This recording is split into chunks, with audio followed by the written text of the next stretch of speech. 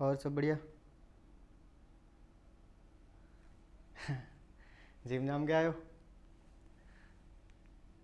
नमस्कार नमस्कार। अच्छा माइक लो, इससे आवाज़ नहीं जाती है। हाँ तो सब बढ़िया।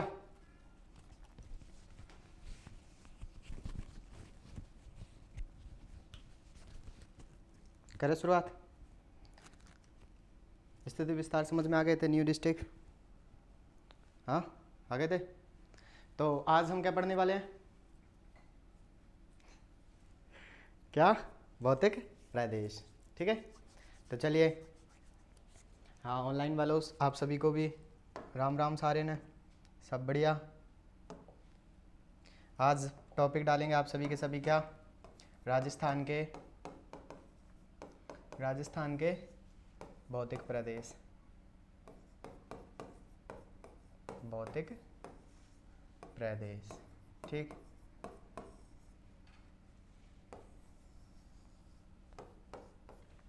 और किसी का कोई डाउट बाउट हो तो पूछ ले। नहीं है? पर्ची वर्ची ये पहले से रख रहते हैं या फिर मेरे आने के बाद में रखी जाती हैं?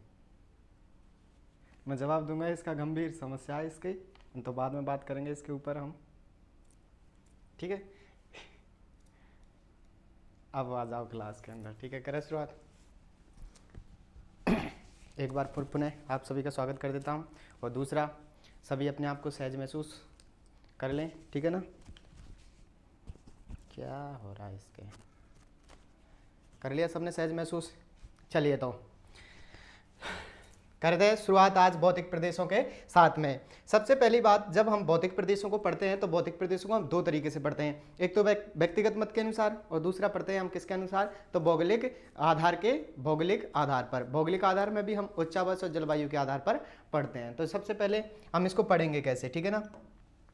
तो सबसे पहले हम इसको पढ़ेंगे भौतिक प्रदेशों का विभाजन।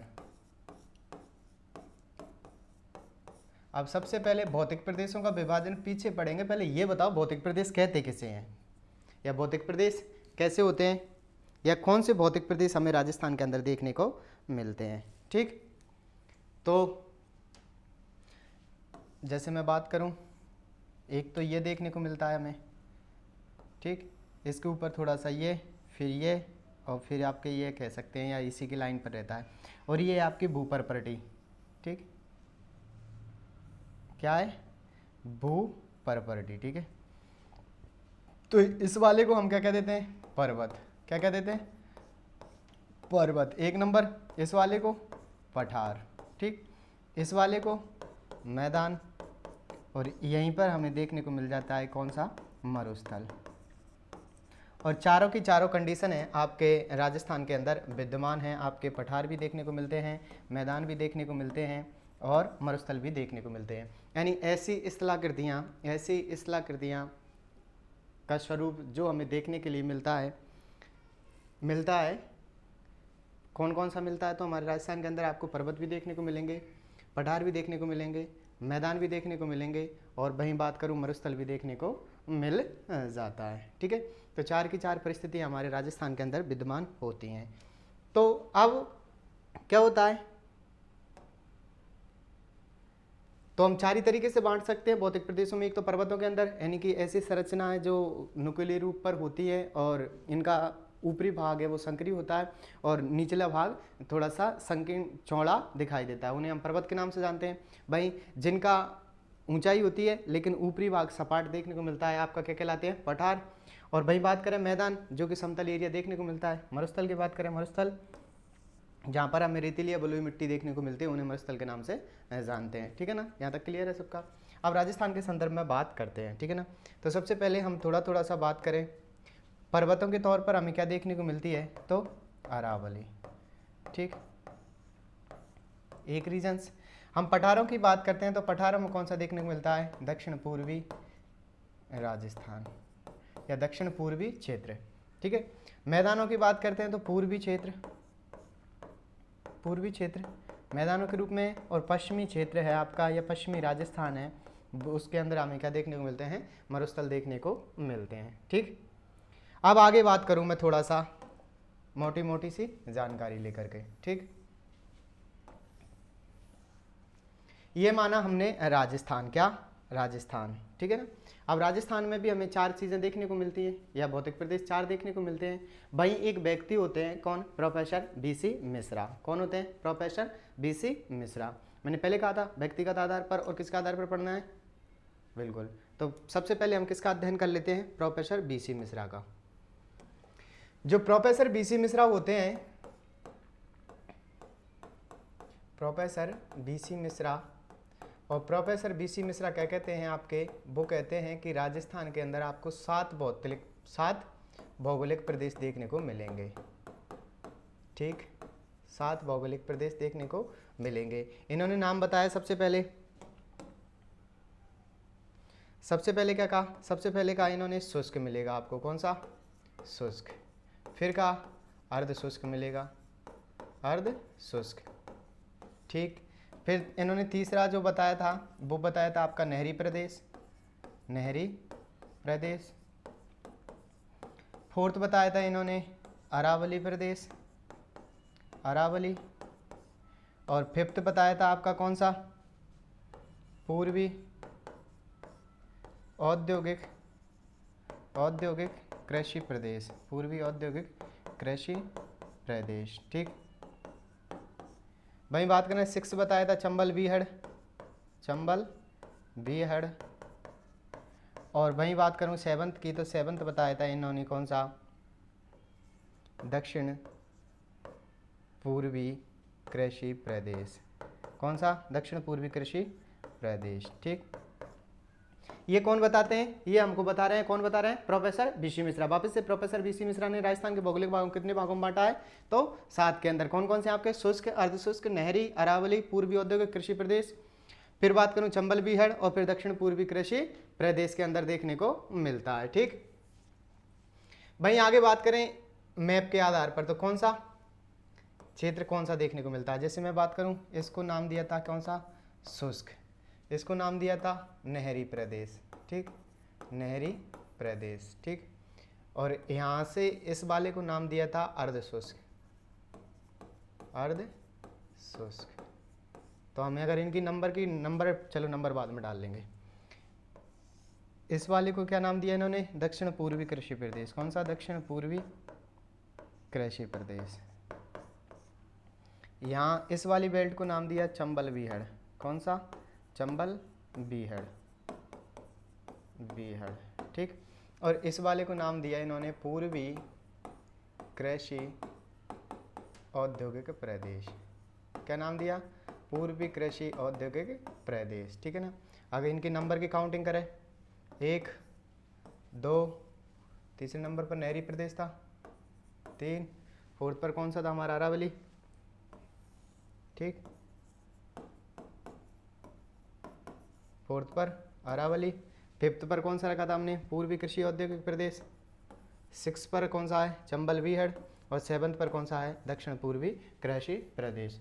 तो यह प्रोफेसर बीसी मिश्रा का हमारे सामने क्या आ जाता है, वर्गीकरण आ जाता है। और प्रोफेसर बीसी मिश्रा ने राजस्थान के अंदर 7 भौगोलिक प्रदेश बताए, शुष्क, अर्धशुष्क, नहरी प्रदेश, अरावली प्रदेश, और फिर हम बात करें पूर्वी कृषि औद्योगिक प्रदेश, फिर वहीं बात करें चंबल बीहड़ क्षेत्र और दक्षिण पूर्वी कृषि प्रदेश। तो ये किसके द्वारा बताए जाते हैं, तो ये प्रोफेसर बीसी मिश्रा के द्वारा बताए जाते हैं। ठीक है ना। तो यहाँ तक समझ में आ गया सबको प्रोफेसर बीसी मिश्रा का। ठीक है, अभी समझना है, लिखना मैं लिखवाऊंगा अभी शुरू से, है ना। यहाँ तक आ गया समझ में। ठीक, भौतिक प्रदेशों को लेकर के बात की। आप देखो इम्पोर्टेंट, राजस्थान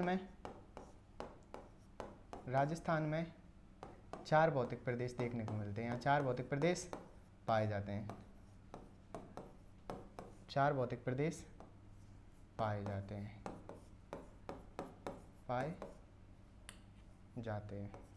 ठीक। कौन कौन से हैं वो लिख ही सकते हो आप। पश्चिमी मरुस्थल, दूसरा अरावली, थर्ड आपका मैदान, फोर्थ आपका पठार। ठीक, हम रीजन्स की बात करें थोड़ा सा कि कौन से क्षेत्र में कौन से देखने को मिलते हैं, तो देखिए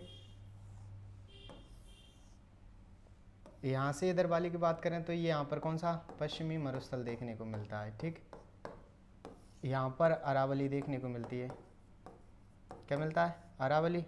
यहाँ देखने को मिलता है हमें कौन सा? पठार।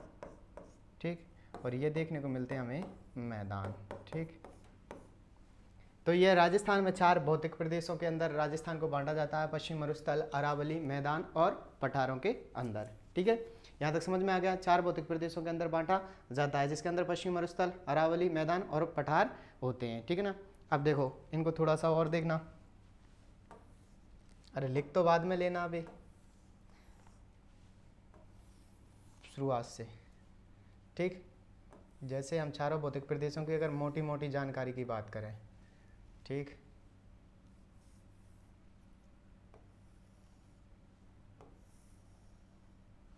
मोटी मोटी जानकारी की बात करते हैं तो ठीक, सबसे पहले हम बात करें मरुस्थल को लेकर। किसको? मरुस्थल। मरुस्थल हमें राजस्थान के कहाँ दिखाई देता है? तो पश्चिम में। ठीक है, और इस मरुस्थल को हम किस नाम से भी जानते हैं? थार का मरुस्थल। क्या कह देते हैं? थार का मरुस्थल। ठीक, यही क्या कहलाता है? सर्वाधिक जैव विविधता वाला मरुस्थल। जैव विविधता वाला मरुस्थल। इसकी थोड़ी सी और बात करूं मैं, इसकी उत्पत्ति की, तो उत्पत्ति किससे हुई है? इसकी उत्पत्ति देखने को मिलती है तैतीस सागर से। कब हुई है? तैतीस सागर से इसकी उत्पत्ति देखने को मिलती है।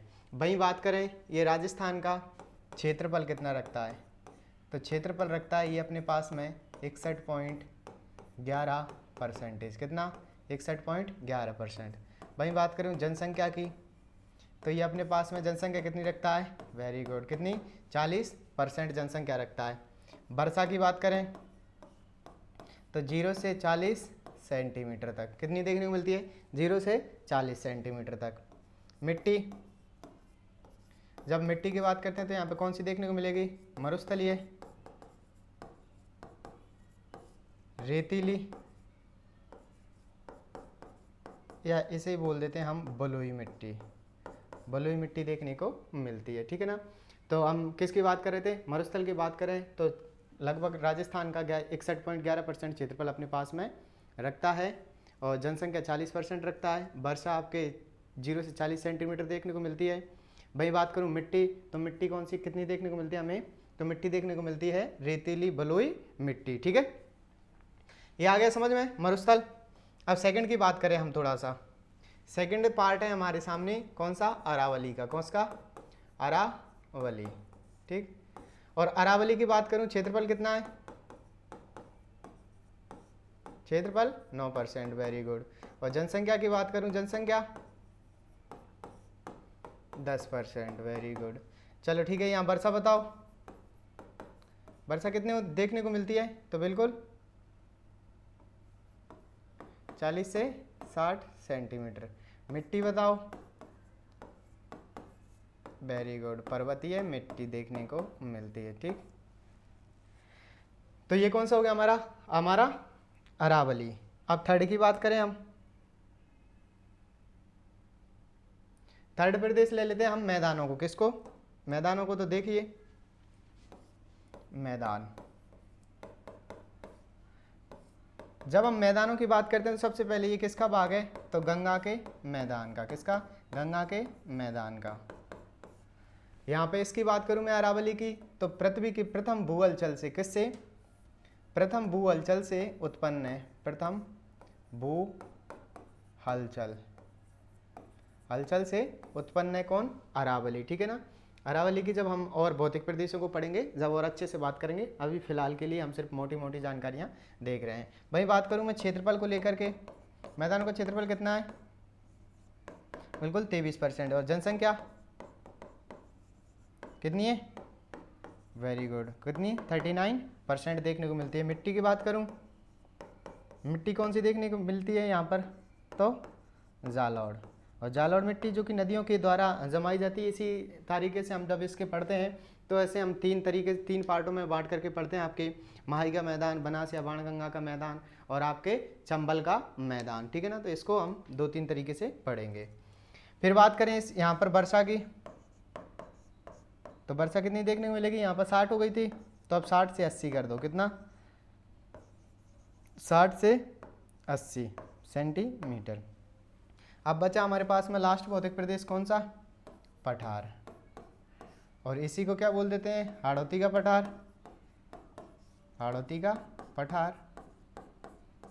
इसी को बोल देते हैं दक्षिण पूर्वी पठार, दक्षिण पूर्वी पठार, ठीक।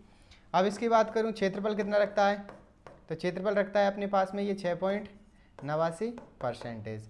वहीं बात करूं जनसंख्या की, और ये जनसंख्या कितना रखता है, 11%। कितना रखता है, 11% अपने पास में रखता है। मिट्टी की बात करूं, मिट्टी कौन सी देखने को मिलती है, तो काली, और काली मिट्टी किसके लिए उपयुक्त होती है, कपास के लिए, वेरी गुड। आगे बात करूं मैं वर्षा की, किसकी, वर्षा, तो वर्षा कितनी देखने को मिलती है, 80 से 120 सेंटीमीटर। कितनी देखने को मिलती है, 80 से 120 सेंटीमीटर देखने को मिलती है। तो ये कुछ मोटी मोटी सी जानकारियां थी किसको लेकर के, तो ये तो थी किसको, भौतिक प्रदेशों को लेकर के, ठीक है ना। अब यहाँ तक समझ में आ गया सबके। अब लिखना प्रारंभ करेंगे आप सभी के सभी। डालिए राजस्थान के भौतिक प्रदेश, ठीक, और भौतिक प्रदेशों में लिखेंगे आप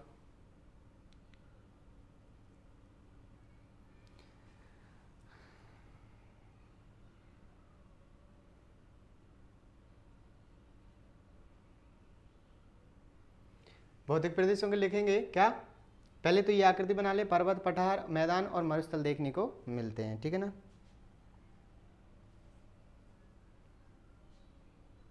बिल्कुल बिल्कुल,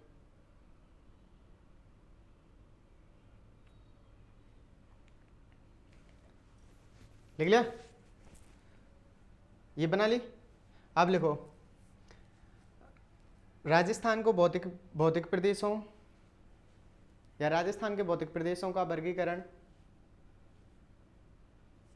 2 आधार पर पढ़ेंगे, भौतिक विभाजन लिख लेना या प्रदेश, भौतिक विभाजन। तो भौतिक विभाजन हम 2 आधार पर पढ़ेंगे, किस किस किस पर, तो पहला व्यक्तिगत, व्यक्तिगत, और व्यक्तिगत भी किसके अनुसार, प्रोफेसर BC मिश्रा के अनुसार, लिखना BC मिश्रा, ठीक। और सेकंड लिखना है आपको क्या, सेकंड लिखना है आपको भौगोलिक आधार पर, किसके आधार पर, भौगोलिक आधार पर लिखना, साथ साथ लिखते चलना। भौगोलिक आधार पर किस किस के, तो हम उच्चावच और जलवायु, उच्चावच और जलवायु के आधार पर पढ़ते हैं, ठीक है ना। लिख लिया यहां तक, दोनों लिख लिए। अब डालें आप सबसे पहले प्रोफेसर BC मिश्रा के अनुसार,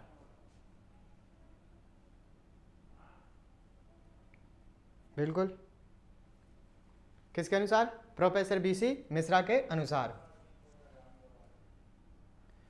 अब लिखना है प्रोफेसर BC मिश्रा के अनुसार, प्रोफेसर BC मिश्रा ने राजस्थान को, प्रोफेसर BC मिश्रा ने राजस्थान को 7 भौगोलिक प्रदेशों में विभाजित किया है। कितनी में, 7 के अंदर विभाजित किया है,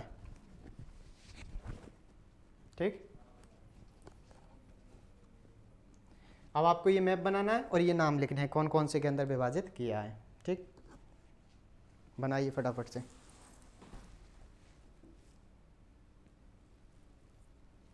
ठीक,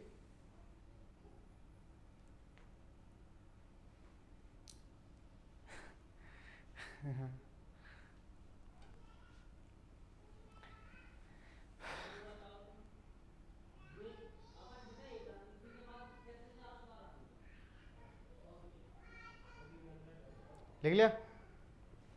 तो ये मैप बनाना था आपको, 7 प्रदेश लिखने थे, ठीक है ना।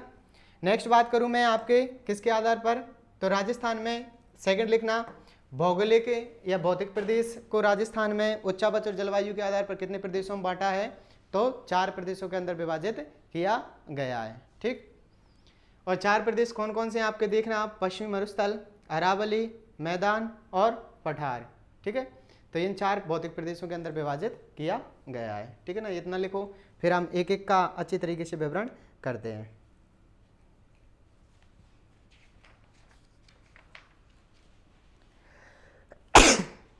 सॉरी,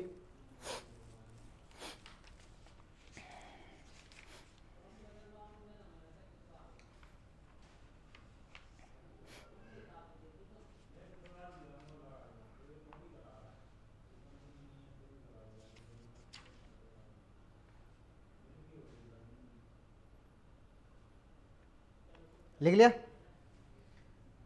अब ये थोड़ा सा सामान्य परिचय और लिख लेना आप, फिर हम एक एक की अच्छे से बात करते हैं। ठीक है, ये सामान्य परिचय था।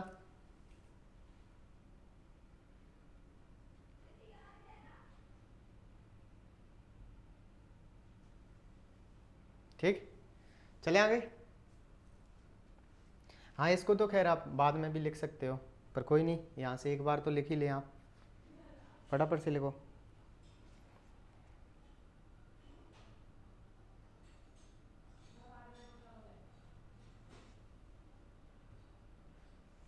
चलिए,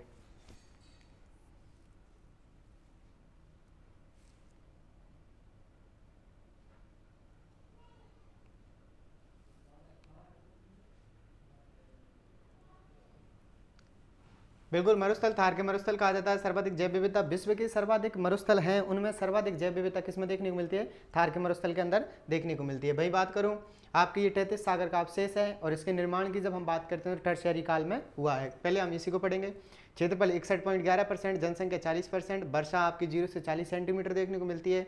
मिट्टी मरुस्थलीय या रेतीली देखने को मिलती है। वही बात हमने सेकंड भौतिक प्रदेश की थी, अरावली को लेकर, प्राथमिक भू हलचल से उत्पन्न होती है। और क्षेत्रफल की बात करूं 9%, जनसंख्या 10% रखते हैं अपने पास में, वर्षा देखने को मिलती है 40 से 60 सेंटीमीटर। वहीं बात करूं मिट्टी देखने को मिलती है पर्वतीय मिट्टी। फिर बात करें हम मैदानों की, तो मैदानों के अंदर देखने को मिलता है आपके गंगा के मैदान का भाग है और इनमें क्षेत्रफल है आपका 23% और जनसंख्या पाई जाती है 39%। और मिट्टी देखने को मिलती है जालौर और वर्षा देखने को मिलती है आज 60 से 80%। और एक चीज़ और याद रखना है, यहाँ पर सर्वाधिक जनसंख्या घनत्व देखने को मिलता है। ठीक है ना, यानी डेंसिटी है वो सबसे ज़्यादा यहीं देखने को मिली, जनसंख्या घनत्व अधिक। इसको लिख लेना, जनसंख्या घनत्व अधिक, घनत्व अधिक। देख सकते हो आप 23% क्षेत्रफल, 39% जनसंख्या निवास करती है। वहीं बात करूँ मैं आगे पठार की, तो पठार को हम आड़ौती के पठार या दक्षिण पूर्वी पठार के नाम से जानते हैं और इसका क्षेत्रफल है 6.89%, जनसंख्या 11% है। मिट्टी देखने को मिलती है काली और वर्षा आपकी 80 से 120 सेंटीमीटर। लिख लिया, ये हो ही गए। चलिए, तो सबसे पहले हम किसको पढ़ने जा रहे हैं, सबसे पहले पढ़ने जा रहे हैं हम मरुस्थल को। किसको, मरुस्थल को। सामान्य सी जानकारियां लिखेंगे हम।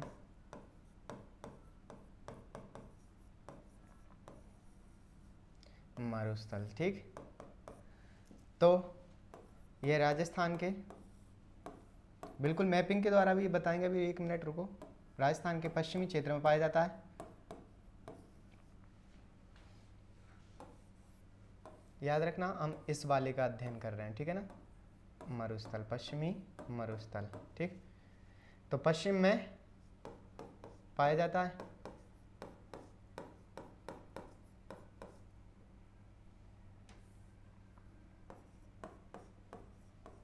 सेकंड, इसके निर्माण की बात करूं तो इसका निर्माण होता है आपका कब, टर्शरी काल में। किसमें, टर्शरी काल में, टर्शरी काल में। वहीं बात करूं किसका अवशेष है, तो अवशेष किसका माना जाता है, ये पहले कहा जाता था कि यहाँ पे क्या था, 33 सागर। क्या था, 33 सागर। ठीक, आगे बात करूं मैं आपसे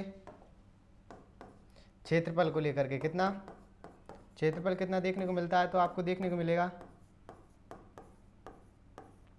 1,75,000 वर्ग किलोमीटर।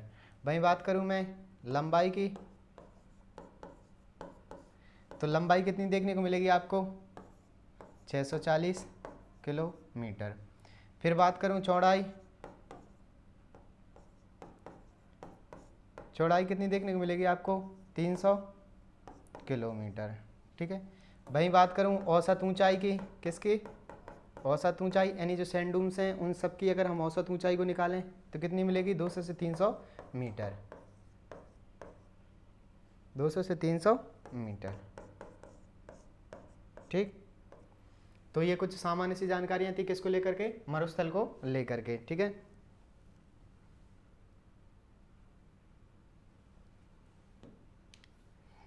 हाँ, फिर अभी इसको हम अध्ययन की दृष्टि से जब पढ़ेंगे तब देखेंगे कौन कौन से क्षेत्र हैं। Very good, very good. और मैं बात करूं भाई ढाल की, किसकी? तो ढाल, देखिए ढाल क्या होता है? ढाल ये होता है कि यानी ये किधर की ओर झुका हुआ है। जब हम मरुस्थल को पढ़ते हैं, ठीक, यहाँ से इधर पढ़ते हैं तो हम क्या कह देते हैं? उत्तर पूर्व से आपके दक्षिण पश्चिम की ओर ढाल है। किधर? उत्तर पूर्व से दक्षिण पश्चिम की ओर, यानी ऐसे ढाल दिखाई देता है। तभी तो लूनी नदी यहाँ से, लूनी नदी बहती हुई गुजरात के अंदर जाती है, तो ढाल लिखेंगे आप उत्तर पूर्व से, उत्तर पूर्व से दक्षिण पश्चिम। कौन सा देखने को मिलता है? उत्तर पूर्व से दक्षिण पश्चिम क्या देखने को मिलता है? तो वो हमें ढाल देखने को मिलता है। ठीक है। यहाँ तक हो गया सबका? हो गया? चलिए, तो लिख लिया सबने? लिखो तो लिखो फटाफट।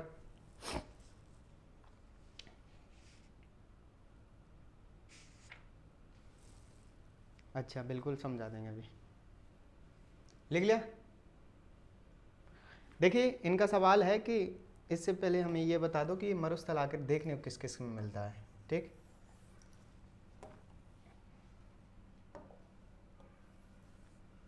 देखिए, ये तो है कौन सा? भारत। और भारत में देखने को मिलता है हमें क्या? मरुस्थल। ठीक है ना। इसे ही बोलते हैं हम किसका? थार का मरुस्थल। किसका? थार का मरुस्थल। अब थार के मरुस्थल को जब हम देखते हैं तो आपके ये दो देशों के अंदर दिखाई देता है। कौन कौन से?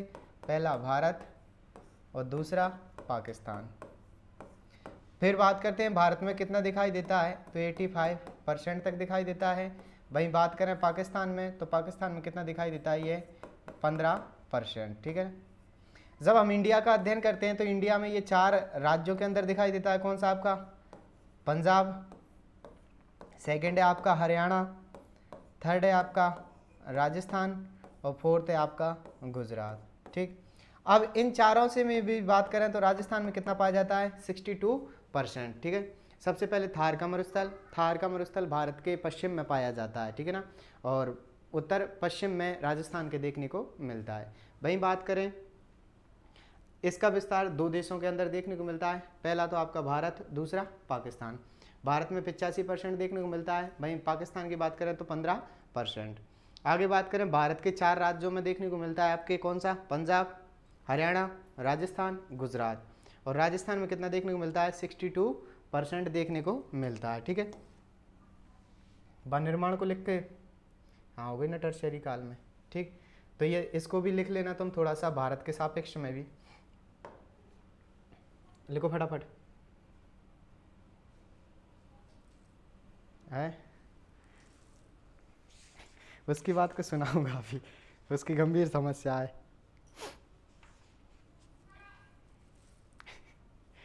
वो ये कह रहा है सर छोड़ो, रहने दो तुम। तो सुना है? सर मेरा हाल ही में ब्रेकअप हो गया है, उसने मुझे धोखा दे दिया है, अब मैं क्या करूं? तो पहली बात तो ये, प्यार में धोखे ही मिलते हैं, सैलरी किसी को नहीं मिलती। देखो, प्यार एक अस्थायी वैकेंसी है और आप संविदा पर लगाए जाते हो। जब तक आपकी ज़रूरत है तब तक आपके प्यार है, और जिस दिन ज़रूरत ख़त्म आपका प्यार भी ख़त्म। तो जैसे ही संविदा है तो संविदा की नौकरियों को छोड़ करके आप सरकारी नौकरियों की ओर रुझान करें, सरकारी नौकरी का फॉर्म भरें। एक बार लग गई तो कोई नहीं हटा सकता, ना कभी आपको धोखा दे सकती है। तो प्लीज़ सरकारी नौकरियों की तरफ आ जाएं और इस बच्चे के लिए भगवान से दुआ करें कि बढ़िया रहा, बच गया। तो क्या ही कर सकते हैं। देखो जिंदगी में सब कुछ होता है, और अगर तुम्हें धोखा मिला है तो मतलब तुम्हें परफेक्ट किसी बड़े काम के लिए चुना गया है, ठीक है ना। और अब और उस घर में, हर घर में मिठाई भेजी जाएगी जिसने कहा था तेरे से नहीं हो पाएगा। तो सभी के सभी तैयार रहें, बदला लेगा तेरा फैजल सबसे। ठीक है, तो मरुस्थल के बारे में लिख लिया ये सब चीज़ें, नहीं लिखा? लिखो तो लिखो फटाफट।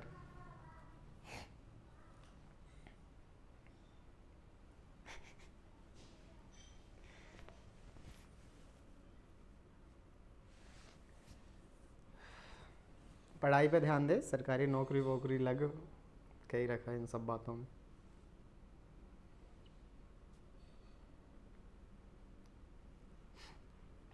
चले देखिए अब आगे क्या होता है। आगे होता है कि हम इस मरुस्थल को, जो आपका पश्चिमी मरुस्थल है, उसको अध्ययन की दृष्टि से हम दो भागों में डिवाइड कर देते हैं। कितने में?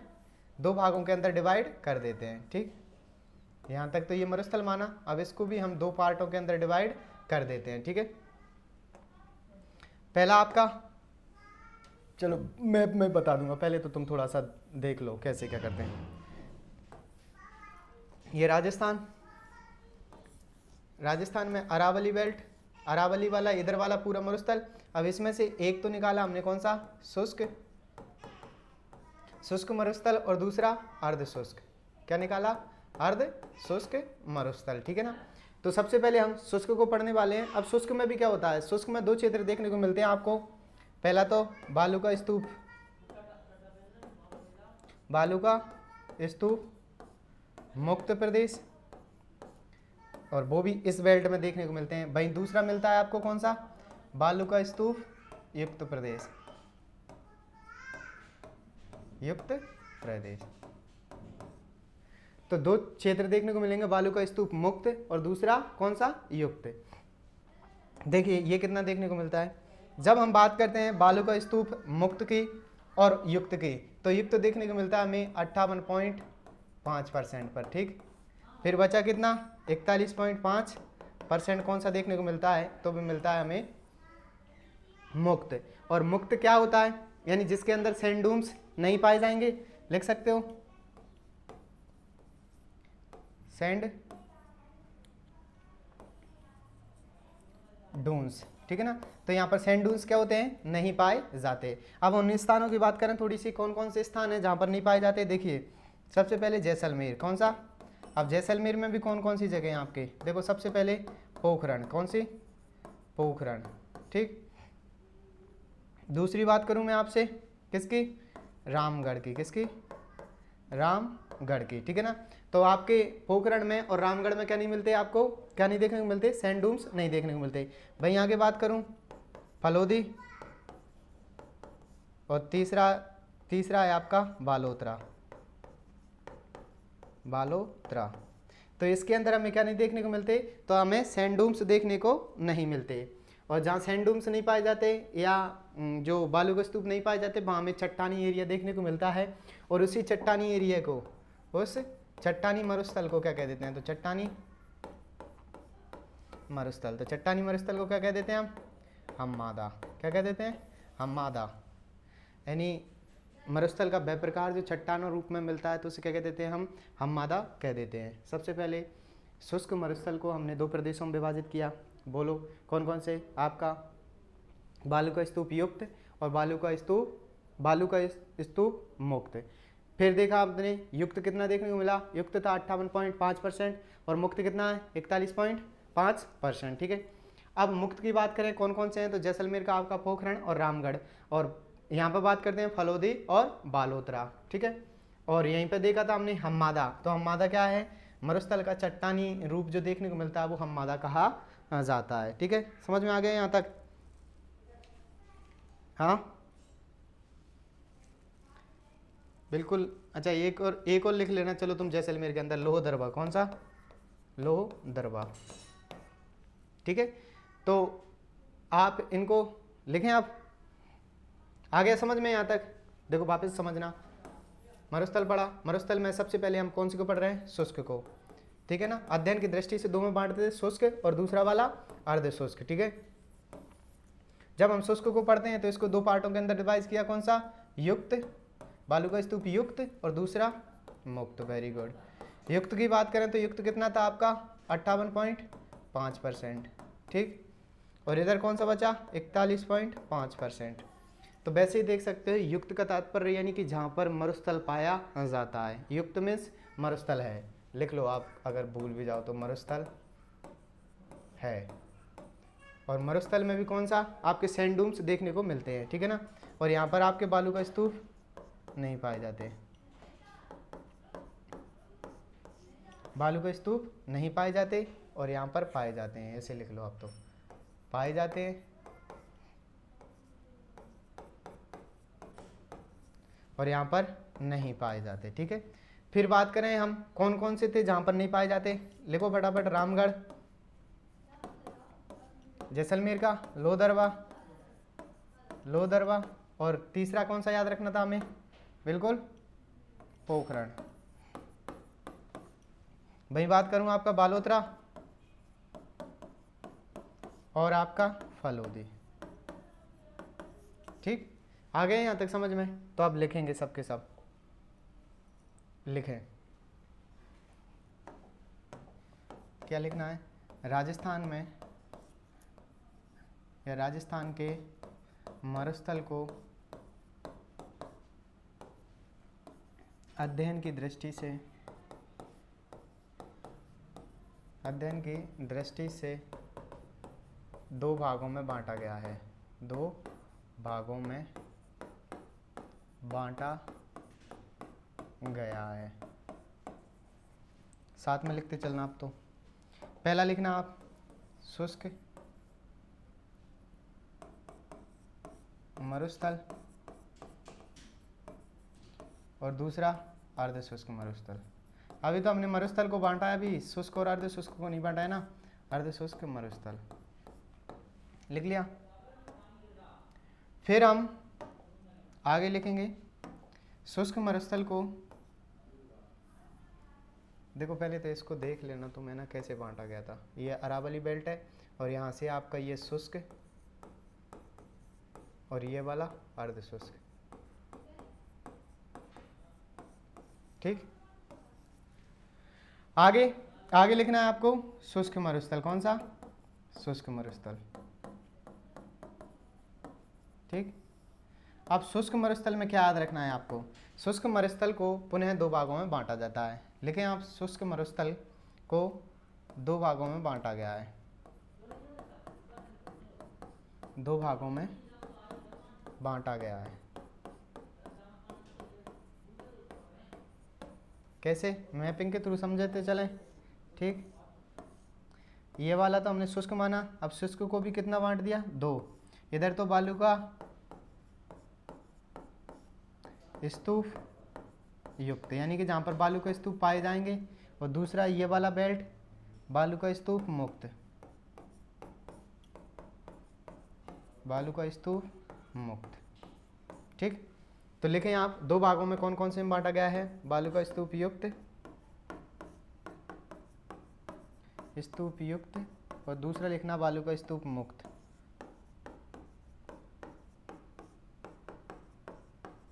स्तूप मुक्त, ठीक। और वहीं अगर इनके परसेंटेज लिखना चाहो तो परसेंटेज भी लिख सकते हैं अपन। इसका कितना लिखना है, युक्त का, युक्त है तो मतलब ज़्यादा होगा, और मुक्त है तो 41.5%, ठीक। लिखा यहाँ तक, सबने लिख लिया, लिखिए तो लिखिए।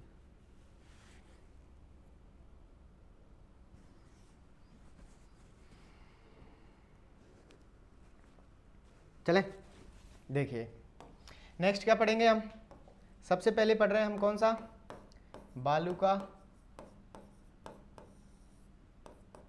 स्तूप मुक्त प्रदेश, कौन सा, बालू का स्तूप मुक्त प्रदेश, ठीक।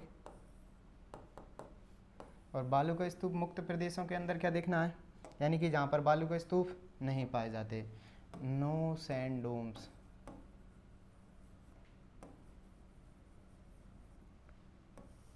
ठीक है, आगे इसके हमने क्षेत्रफल वगैरह तो लिख ही लिया, कितने % पर पाए जाते हैं। अब दूसरा क्या लिखना है यहाँ पर, क्षेत्र, यानी ऐसे कौन से क्षेत्र हैं जहाँ बालू का स्तूप नहीं पाए जाते। ठीक, तो सबसे पहले कौन सा लिखा था, जैसलमेर। और जैसलमेर में भी कौन कौन से स्थान लिखे थे हमने, पोखरण, रामगढ़, लोहदरवा, लोहदरवा। ठीक है, दूसरे की बात करें आपका फलोदी, और तीसरा है आपका वालोतरा।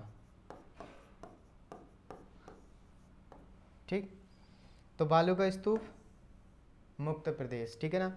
और यहीं पर लिखना आप, यहाँ पर मरुस्थल है या जो किस रूप में देखने को मिलता है हमें, चट्टानी रूप में। ठीक है ना, तो लिखना हम्मादा, क्या, हम्मादा,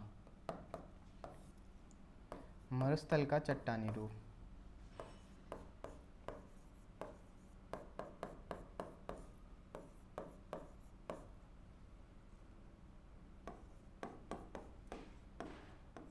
कभी पूछ ले हम्मादा किसे कहा जाता है, तो मरुस्थल के जो चट्टानी रूप को कहा जाता है, या जो मरुस्थल है वो हमें पथरीला दिखाई देता है, पथरीला दिखाई देता है, उसे हम किस नाम से जानते हैं, हम्मादा के नाम से जानते हैं। ठीक, लिख लिया बालू का स्तूप मुक्त प्रदेश। ठीक है ना, ये मुक्त है ना, युक्त विक्त मत लिखना, विदाउट सैंडी रीजन्स।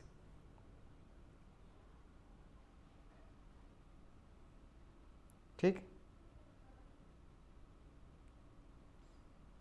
चलिए नेक्स्ट हमारा क्या है, ये तो हो गया हमारा कौन सा, मुक्त। अब पढ़ना है हमें युक्त। डालिए बालू का स्तूप युक्त प्रदेश।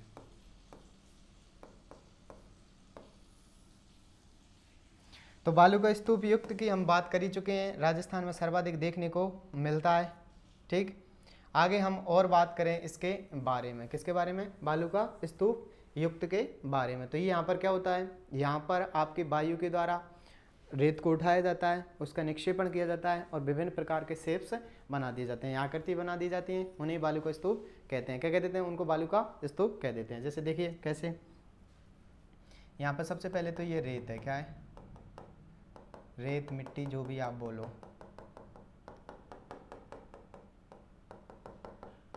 ठीक, हमने माना ये क्या है, तो ये मिट्टी है। ठीक, इस मिट्टी से यहाँ से पवन चलती है, क्या चलती है, पवन। ठीक, और इस पवन के द्वारा मिट्टी को क्या किया जा रहा है, निक्षेपण, क्या किया जा रहा है, निक्षेपण। ठीक, और निक्षेपण करके यहाँ पर एक आकृति सी बना दी जाती है।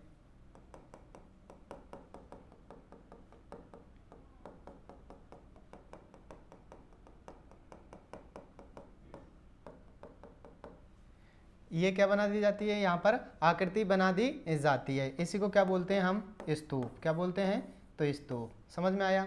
बालू का स्तूप युक्त प्रदेशों में क्या होता है, रेत होती है, रेत को पवन के द्वारा उठाया जाएगा या उड़ाया जाएगा, और उड़ाने के बाद में किसी एक दूसरी जगह निक्षेपित करके रख दिया जाता है, और वहाँ पर जो सैंड डूम्स का निर्माण होता है उन्हें हम क्या कह देते हैं, स्तूप के नाम से जानते हैं। अब इसकी आकृति हमें राजस्थान में अलग अलग देखने को मिलती है। क्या होता है, अलग अलग देखने को मिलती है। पहले बनाओ इसको, फिर हम देखेंगे, पढ़ेंगे सबको एक एक के बारे में। ठीक,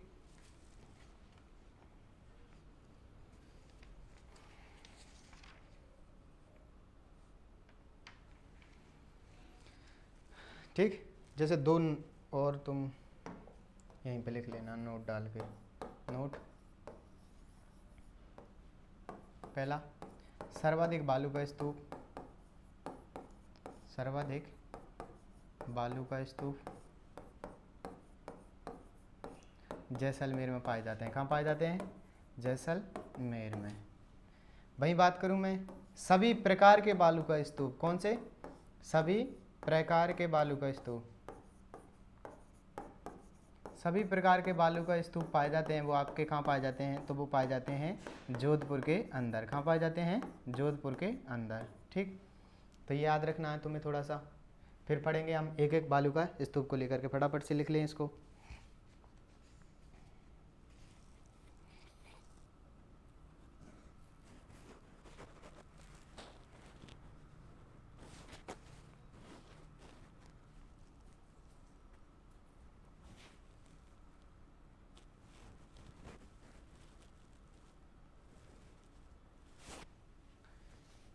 ठीक, लिख लिया।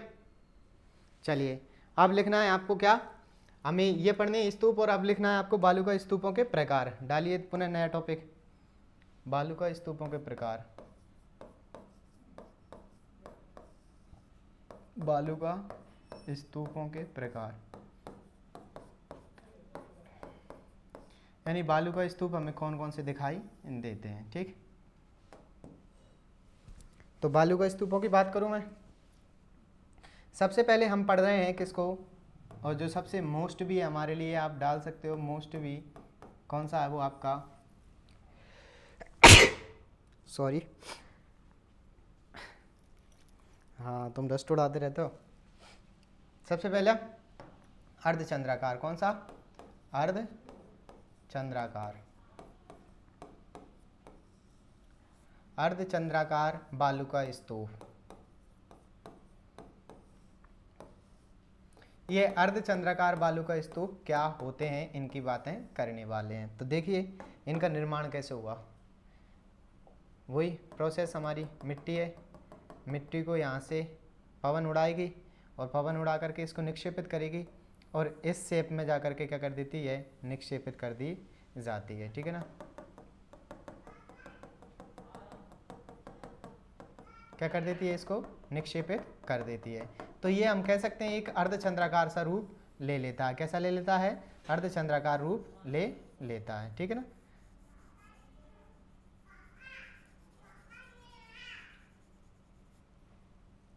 चलो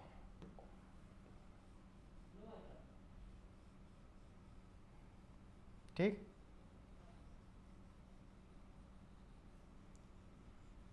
तो ये अर्धचंद्राकार रूप ले लेता है, यानी कि इसको ये क्या कर देते हैं, स्थापित कर देते हैं। ठीक है ना, भाई आगे मैं बात करूँ इनको लेकर के थोड़ी सी और, तो क्या इनकी ऊंचाई हमें कितनी देखने को मिलती है, तो ऊंचाई देखने को मिलती है इनकी हमें कितनी, 20 से 30 मीटर। कितनी, 20 से 30 मीटर,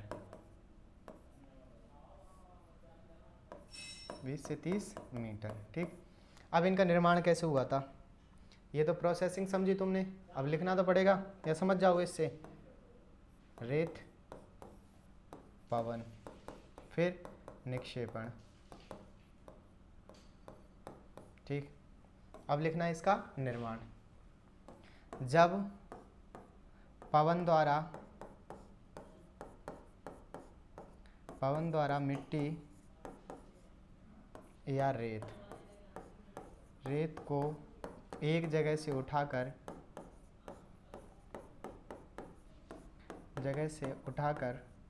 या उड़ाकर, ठीक है ना,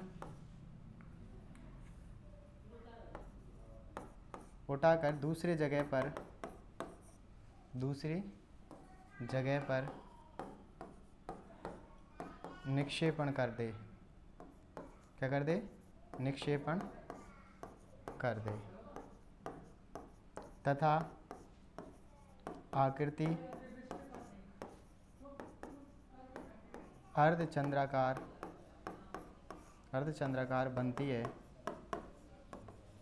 बनती है, तो उसे हम अर्धचंद्राकार बालू का स्तूप कहते हैं। क्या कहते हैं,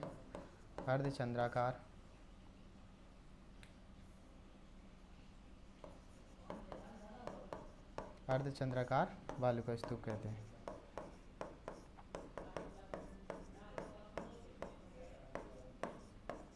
ठीक, लिख ले, साथ में ही लिख लिया करो इसको, तो तुम दिख नहीं रहा, लो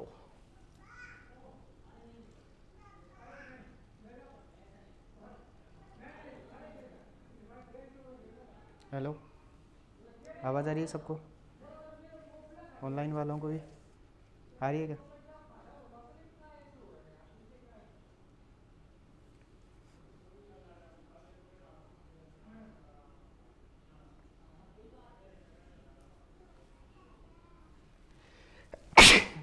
सॉरी, हाँ तबीयत खराब हो गई। ठीक, लिख लिया? आगे लिखेंगे आप नोट। क्या? अर्ध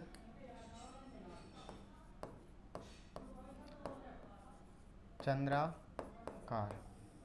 ठीक, तो अर्धचंद्राकार बालू का स्तूप सर्वाधिक कहाँ पाए जाते हैं? तो ये आपके कहाँ पाए जाते हैं? शेखावाटी में। और भी सर्वाधिक पूछे तो चुरू के अंदर। किसके अंदर? चुरू के अंदर। दूसरी बात करूँ ये, तो इनके बारे में लिखना है आपको। सर्वाधिक गतिशील बालू का स्तूप कौन से? सर्वाधिक गतिशील बालू का स्तूप,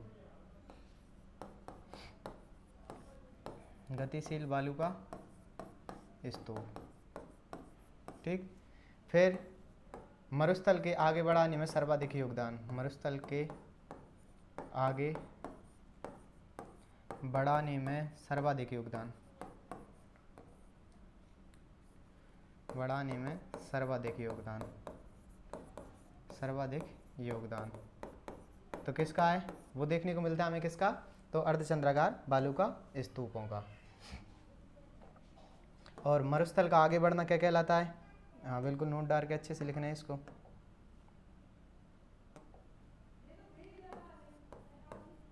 मरुस्थल का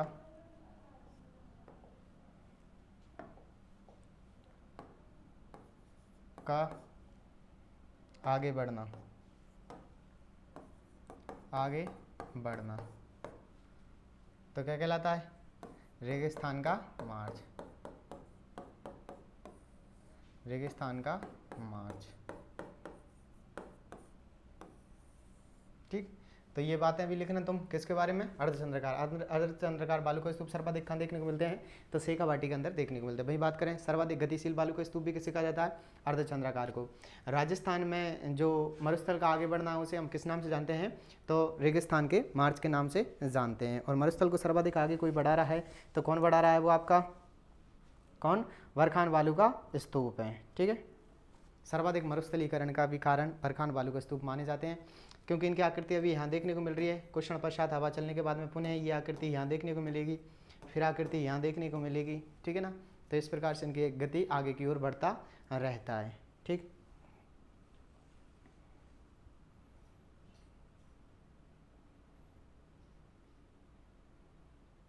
लिख लिया? चलिए नेक्स्ट लिखेंगे आप सभी के सभी।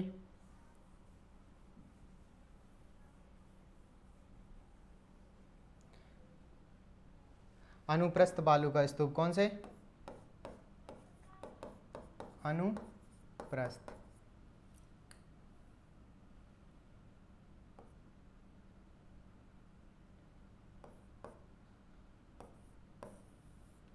अनुप्रस्थ बालू का स्तूप।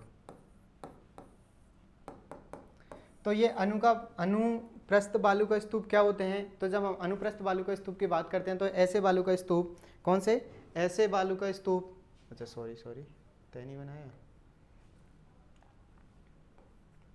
क्या होता है? ऐसे बालू का स्तूप जिनका निर्माण जैसे कोई मिट्टी या पवन यहाँ से मिट्टी को लेकर के आई, ठीक, और मिट्टी को लाने के बाद में ये अपने यहाँ पर ऐसे समकोण पर, कैसे समकोण पर इसको ला करके क्या कर दे? जमा कर दे। तो इनको समकोण पर लाए गए या समकोण पर जमा किए गए जो आकृति दिखाई देती है उसे हम किस नाम से जानते हैं? अनुप्रस्थ बालू का स्तूप के नाम से जानते हैं। किस नाम से जानते हैं? अनुप्रस्थ बालू का स्तूप के नाम से। ठीक है, सबसे पहले इसकी इमेज बना लेते हैं थोड़ी सी अच्छी।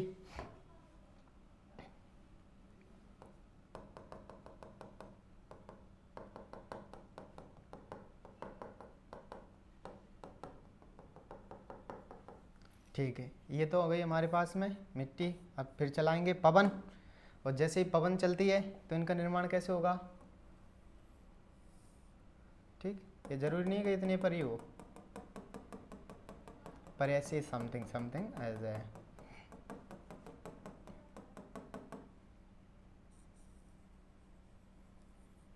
ठीक, तो इन्हीं को क्या बोल देते हैं हम,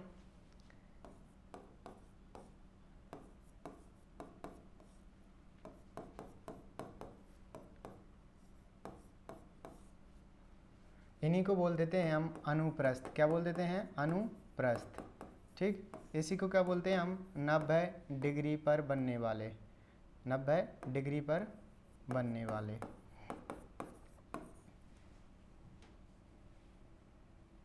बनते हैं। ठीक, तो लिखें इसके बारे में, लिखिए तो, ऐसे बालू का स्तूप, ऐसे बालू का स्तूप जिसमें आकृति समकोण पर बनती है। किस पर बनती है? समकोण पर बनती है, उसे हम अनुप्रस्थ समकोण, या एक और लिख लेना 90 डिग्री का कोण, या 90 डिग्री के कोण पर बनती है।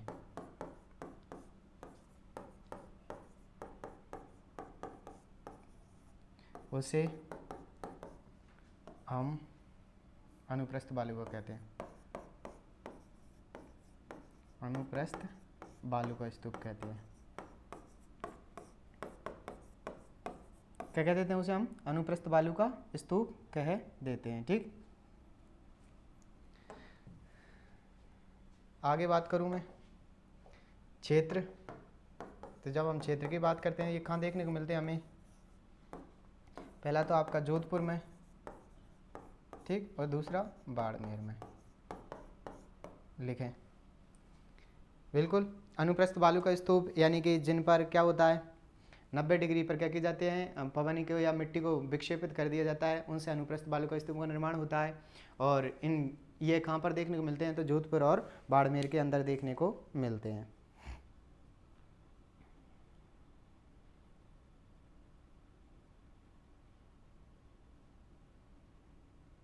लिख लिया? चलिए नेक्स्ट लिखें आप, अनुदैर्ध्य,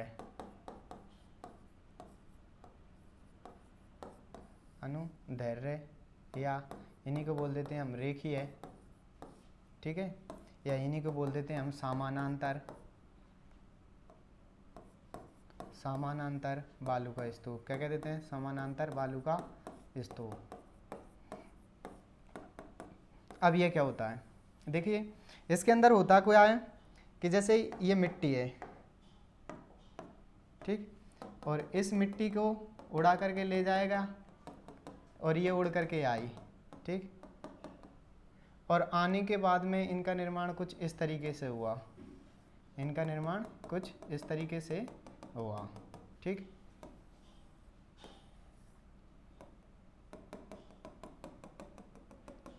तो इन्हें क्या कह देते हैं हम? रेखीय बालू का स्तूप कह देते हैं। क्या कह देते हैं? रेखीय बालू का स्तूप, ठीक, बालू का स्तूप। लिखो इनके बारे में थोड़ा सा।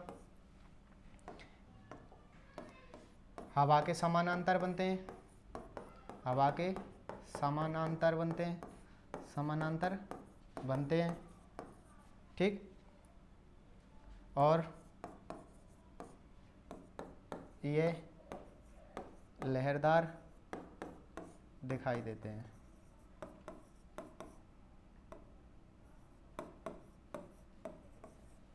लहरदार दिखाई देते हैं, यानी ऐसे के ऐसे दिखाई देते हैं। आगे मैं बात करूं सर्वाधिक, तो सर्वाधिक कहाँ देखने को मिलते हैं आपको? सर्वाधिक देखने को मिलेंगे जैसलमेर के अंदर। और अन्य क्षेत्र की बात करते हैं तो आपको लूनी बेसिन के आसपास, लूनी बेसिन के आसपास।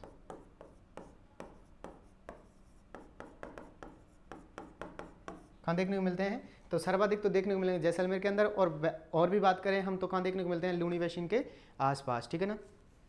ठीक, लिखो फटाफट से।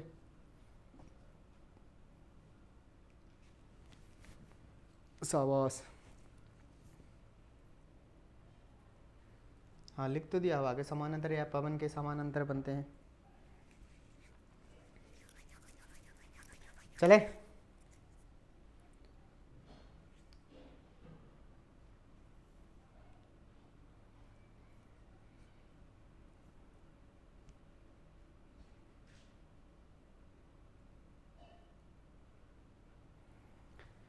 ठीक है, आगे लिखिए आप पैराबोलिक। कौन सा?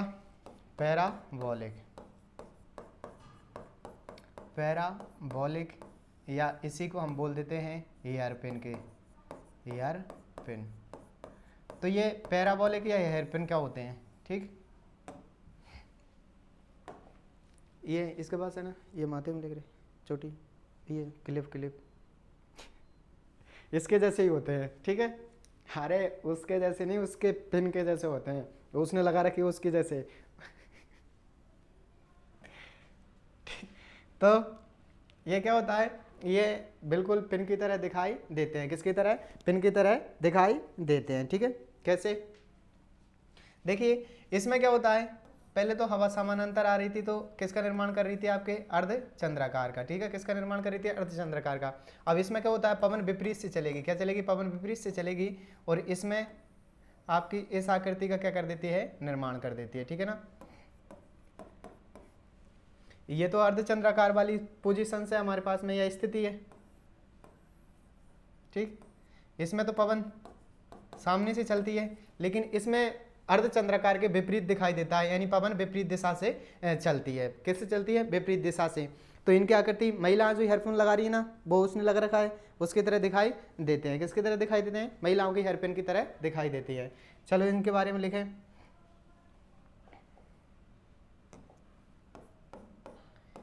ये बरखान के विपरीत पाए जाते हैं। अर्धचंद्राकार या बरखान उन्हीं को बोलते हैं। ठीक है ना, नहीं लिखा होगा आपको, एक मिनट रुकना।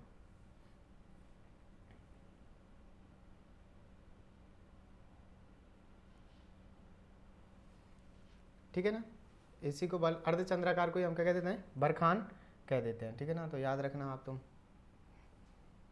बरखान, बरखान बालू का स्तूप। ठीक,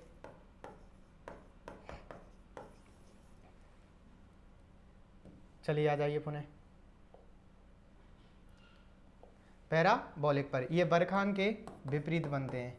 विपरीत से मतलब समझ में आ गया ना, यानी इसमें तो पवन इस साइड से आ रही थी, या पवन सामने से आती है अर्धचंद्राकार में, जबकि इसके अंदर क्या होता है?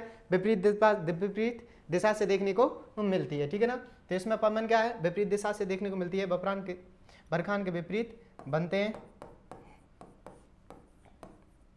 आकृति महिलाओं के, हाँ आप तो लगाना ही छोड़ दिया इन्होंने। महिलाओं के हेयरपिन के समान, हेयरपिन के समान दिखाई देती है, या ऐसी हमें देखने को मिलती है। ठीक है ना, और इनकी और बात करूं मैं आपसे, तो ये सभी मरुस्थलीय जिलों में देखने को मिलते हैं। सभी मरुस्थलीय जिलों में देखने को मिलते हैं। ठीक है, कौन से? तो ये सभी क्या है? मरुस्थलीय जिलों के अंदर देखने को मिलते हैं। कौन से? पैराबोलिक या हेयर पिन के समान। ठीक है, और हम सर्वाधिक बात करें तो आपके जैसलमेर, बाड़मेर, बीकानेर और आपका जोधपुर। ठीक, इनके अंदर हमें दिखाई देते हैं। कौन से? पैराबोलिक या हेयरपिन के समान। लिख लेना, ये बरखान के विपरीत बनते हैं। आकृति महिलाओं के हेयरपिन के समान होती है, यानी इसकी आकृति के इसमें क्या होता है? पवन पीछे से योगदान देती है। ठीक है, फटाफट से लिखें इसको। और सभी मरुस्थलीय जिलों में पाए जाते हैं, लिख तो लिया।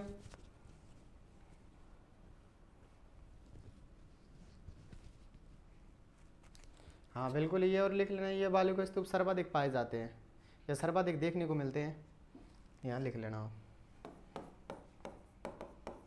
सर्वाधिक बालू का स्तूप पाए जाते हैं, ये वाले। ठीक है ना,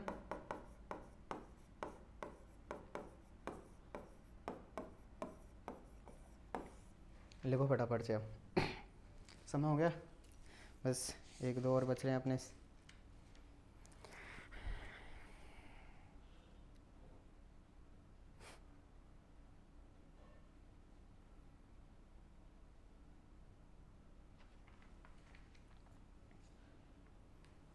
लिख लिया? चलिए नेक्स्ट लिखेंगे आप। नेक्स्ट लिखिए आप, थोड़ा सा आप फास्ट कर लेना है ना। सीप, कौन से? सीप। तो सीप बालू का स्तूप में क्या होता है, सीप बालू का स्तूप बिल्कुल अर्धचंद्राकार की तरह होते हैं, लेकिन इनमें क्या होता है, पवन की मात्रा से एक तरह का कोना आगे की ओर बढ़ जाता है। क्या होता है, जैसे ये अर्धचंद्राकार था लेकिन इसका एक कोना आगे की ओर बढ़ जाता है, उसे हम सीप बालू का स्तूप कहते हैं। लिखें तो फटाफट से, ये बरखान के समान ही होते हैं, बरखान के समान होते हैं, लेकिन इनकी एक भुजा आगे बढ़ जाती है, इनकी एक भुजा आगे बढ़ जाती है, ठीक, बढ़ जाती है, ठीक है। ये बरखान के समान ही होते हैं लेकिन इनकी क्या होती है, एक भुजा आगे की ओर बढ़ जाती है, ठीक है ना। उन्हें क्या कह देते हैं हम, उन्हें सीप कह देते हैं। लिखना चाहो तो लिख लेना, ठीक है, सीप कह देते हैं। लिखो फटाफट से।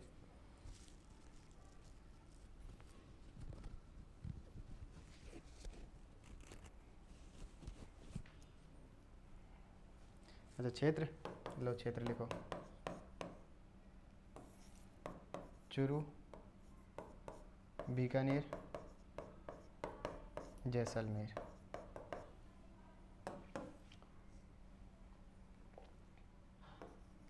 जैसलमेर, ठीक है।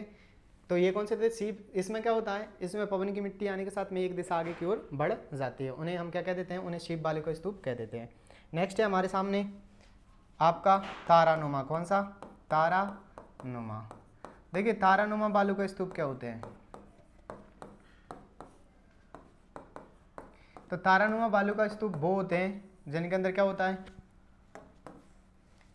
जिनके अंदर जैसे कभी पवन यहाँ से चलती है, ठीक है ना, और कभी पवन यहाँ से चली, कभी पवन यहाँ से चली और कभी पवन यहाँ से चली, ठीक है ना। तो कैसी आकृति बन जाएगी इनके बीच में, बनी नहीं बनी, कभी पवन इस दिशा से चलती है, कभी पवन इस दिशा से चलती है।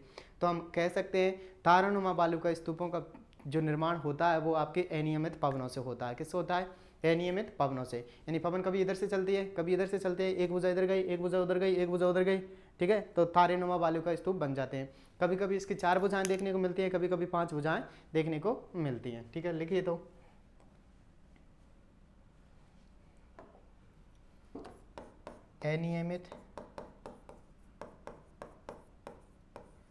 अनियमित पवनों के चलने से बनती है, चलने से इनका निर्माण होता है।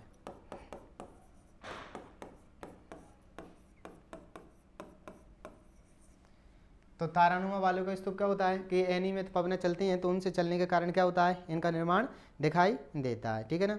इसमें लिख लेना, कभी एक भुजा, 2 भुजा, 3 भुजा और कभी कभी 4 भुजाएं बन जाती हैं। कितनी, 4 भुजाओं तक बन जाती हैं, ठीक। एक भुजा व 3 भुजा,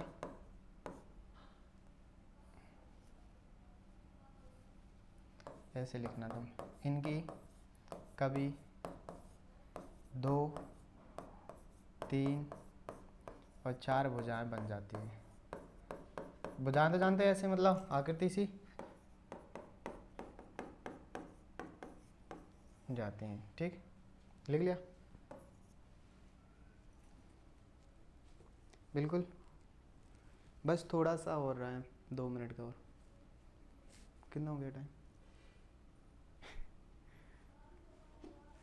चलो क्षेत्रों लिख लो, जैसलमेर, जैसलमेर, सेकंड सूरतगढ़,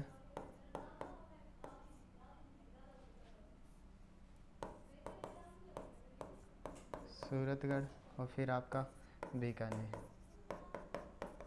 ठीक है, यहाँ पर देखने को मिलते हैं, ठीक है, लिख लिया। चलिए नेक्स्ट है हमारा सब्र कापीज। कौन सा, सब्र कापीज या सब्र कपीस, सब्र कपीस। तो सब्र कपीस बालू का स्तूप क्या होते हैं, सब्र कपीस बालू का स्तूप क्या होते हैं। सब्र कपीस बालू का स्तूप वो होते हैं जो आपके किसी पेड़ के चारों तरफ बनते हैं, ठीक है, किसके, या छोटी मोटी झाड़ी है जैसे छोटी मोटी झाड़ी है, तो इसके चारों तरफ जिन बालू का स्तूपों का निर्माण होगा वो कौन सा होगा? सब्र का पीस। कौन सा? सब्र का पीस। तो लिखें फटाफट इसमें, इनका निर्माण झाड़ियों के आसपास होता है, झाड़ियों के समीप होता है।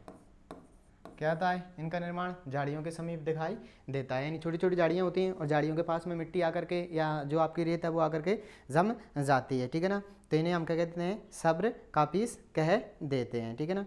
और ये आपके कहाँ पर देखने को मिलेंगे? क्षेत्र लिखना है, जैसलमेर, जैसलमेर, बाड़मेर, बीकानेर, बीकानेर, ठीक है। तो कौन से हो जाते हैं? सब्र का पीस। लिख लिया?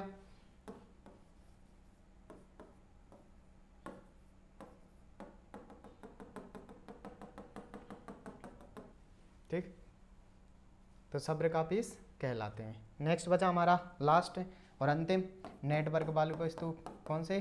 नेटवर्क। और नेटवर्क तो सभी जानते होंगे, हाँ वही वाले नेटवर्क बालू का स्तूप। तो नेटवर्क बालू का स्तूप उन्हें कहते हैं जो कि एक या दो बालू का स्तूप आपस में संलग्न होते हैं, एक या दो, या सीधे ऐसे लिखो तुम तो, बालू का स्तूप जो आपस में संलग्न होते हैं, जो आपस में संलग्न होते हैं,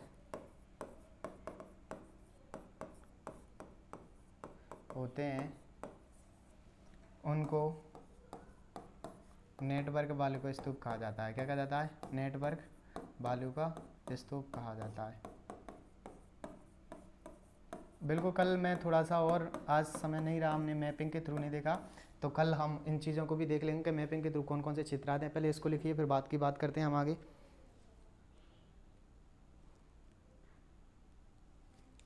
बिल्कुल ठीक, लिख लिया? तो बहुत है आज के लिए। तो आज हमने क्या पढ़ा था? शुष्क मरुस्थल, और शुष्क के भी हमने दो तरीके से पढ़े थे। तो शुष्क मरुस्थल हमारा आज कंप्लीट हो जाता है। अब दोहराने के लिए अपने पास समय नहीं है, इसलिए हम कल दोहरा लेंगे, ठीक है ना। तो ठीक है ना, समझ में आ गया सबके? क्योंकि समय भी हो गया। ऑनलाइन वालों, आप सभी का भी आभार, धन्यवाद, ठीक है। और इसी प्रकार से हमारे साथ बने रहें, और हमारी टीम के लिए आपसे हो सके तो एक लाइव, एक सब्सक्राइब और एक शेयर बन जाए तो, नहीं तो फिर कोई जय हिंद, जय भारत, ठीक है।